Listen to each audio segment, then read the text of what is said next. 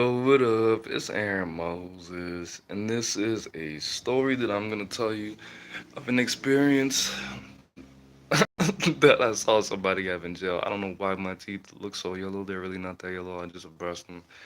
But okay, so this is a reason why you should not be gambling in jail. Now, there was a guy in jail who had a lighter, and I'm not gonna use his name. I'm gonna use the name. I'm gonna use the letter T. T was was an especially was an especially valuable person because he had a lighter. And then the place in jail that I was, lighters cost $20, okay? And this person, T, who had the lighter, he was making money by having that lighter because he was charging people $1 a flick just to light a cigarette or a joint or a blunt or whatever these people had, just to light the wick, cigarette, joint, whatever they had. Now, T was taking his power and his money, he was taking it and he was investing it in the wrong places because he was gambling. Okay. And after he got in about $20 worth of debt that he couldn't pay, they were saying, look, T, you need to give up the lighter, bro. That's the only way you're gonna be able to squash this debt because you don't go to the store all the time. You don't get commissary every week, and we don't know when you're gonna leave. So just give up the lighter. And he didn't want to do that. He promised that he would be able to pay off the debt.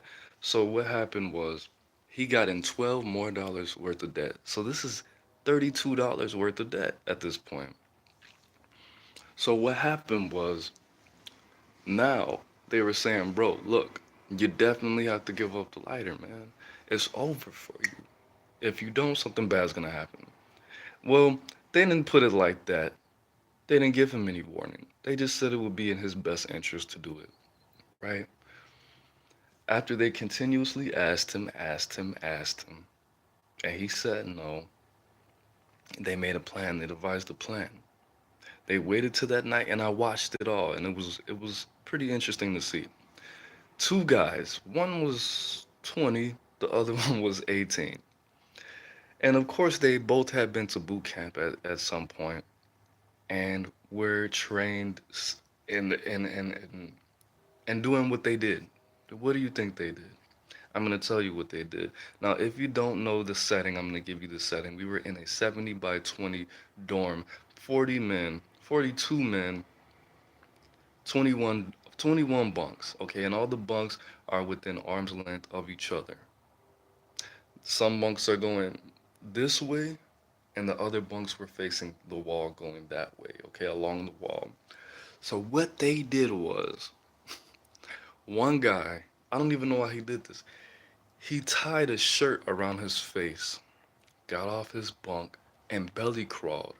This is probably a good 30 feet, a little bit more, because he had to go around the corner. Belly crawled under the bunks with socks and a sheet. And the other guy belly crawled around the other way with a sheet. Amber, T was on the bottom bunk. Okay, so what they did was they belly crawled under, and all I heard after about it got real quiet. After about 2 minutes, I saw the guy stand up. Okay, then I saw him get back down, belly crawl more, and I guess he sent some kind of signal. And it was dark. There's cameras now, but it was after lights out. So what they did was they gagged him with the sock, tied him up, and this took all of 6 seconds. I don't know how they did it, but they did it. And looked for the lighter in his commissary bag. Couldn't find it. So they untied him as quick as possible and got back. And T jumped up and was looking, hey bro, what you wanna do? Blah, blah, blah. Trying to start a fight. They didn't want to fight. So they were like, bro, look, in the morning, You have to give us the lighter, or it's gonna be bad. So this is probably 1 o'clock in the morning. So this guy T waited till it was 2:30, 3 o'clock, and he got all his stuff. And he walks to the CEO and he says, "Yeah, man, I want to bank myself." And if you don't know what banking yourself means saying that you fear for your life and you want to change. You want to change your living arrangements. You want to go to a different part of the jail. And the night CEO was like, "Nah, bro, you gotta wait till 6 o'clock in the morning because this is the night guard. He's not used to doing paperwork, and he didn't want to do paperwork on his shift. He didn't want to do it. So he was, no, man, please, I really need to. And then he started to get all tough with the guard. He was like, what, bro? Go back to your motherfucking bed. Fuck that shit. I'll beat your ass. And he was like, no, man, blah blah. Then they started going back and forth, and two more seals came, and of course they removed T. And the night guard who was watching this initially, he was like, "What's this over?" He says it's over some kind of gambling debt or something like that. Man, what happened?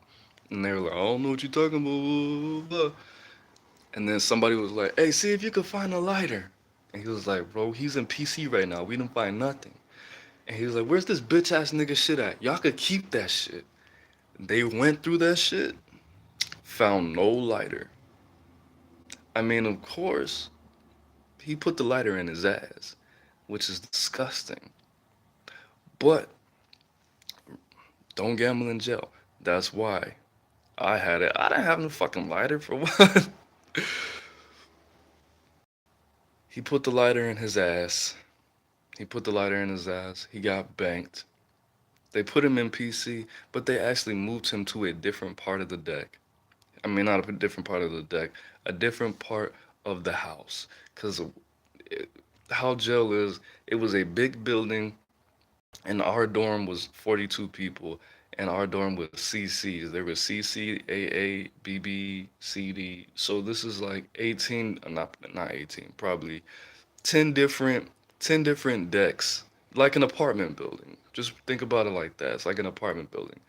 It's 10 different decks with 42 people in each deck. We were in CC. They moved him to like AB or something like that. They moved him to a different part. So he was still accessible. And when he was going back and forth to court, which I don't know the legalities of it, people from our deck were actually running into him. People from our deck when he went to the hospital and when he went to get his pills, because he was a junkie. He was spending his money on cocaine and pills. That was a part of his debts, not just gambling. And every flick of the lighter, he was using it for drugs and stuff he didn't really need. But anyways, man, don't gamble. Don't Nobody wants to be T, man. Don't gamble at all. That's such a dumb addiction. Don't gamble and do drugs at the same time. Dumb. Nobody wants to be T. T should have just took a hard look at that lighter and just got the flicking, bro. When he got $10 in debt, he should have got the flicking, bro. Lighters are $20. He should have just gave it up. That was his only source of income, whatever the case is. It shouldn't happen. And I don't understand, bro. How can you be such a hardcore gangbanger and put in so much work and hurt people and kill people for this gang, and you're broke? What is the point of being in? Somebody leave this comment. Somebody tell me in the comments, because I'm not a gangbanger. I don't know. What is the point of being in a gang if you're gonna be broke? What? What's the point? You need to gangbang on some books. That's what you need to do. You need to fill your brain with specialized information. That's what you need. You need to do a drive-by on the computer screen, bro, and get some money. That's what you need to do. But anyways, man, that I hope you guys enjoyed that story as much as I got to see this whole thing pan out, because it was very interesting to see our taxpayers' dollars at work. teaching these people how to be militant and tie people up in like 6 seconds, gag people, rummage through their stuff, and not find the lighter and manage to do all of this without getting caught on camera. It was very interesting. Very interesting. But that's it, man. I have another jail story I'm gonna upload very soon. Just let me know how you like this. If you want more of them, I mean, honestly, I didn't spend that much time in jail, but I can bang out a couple more. But that's it, man. I'm the bang, you the bang. T is definitely not the bang. Definitely not. He probably will never be. He probably will never be ever for the rest of his life. Never, never. But that's it, man. Aaron Moses. Peace.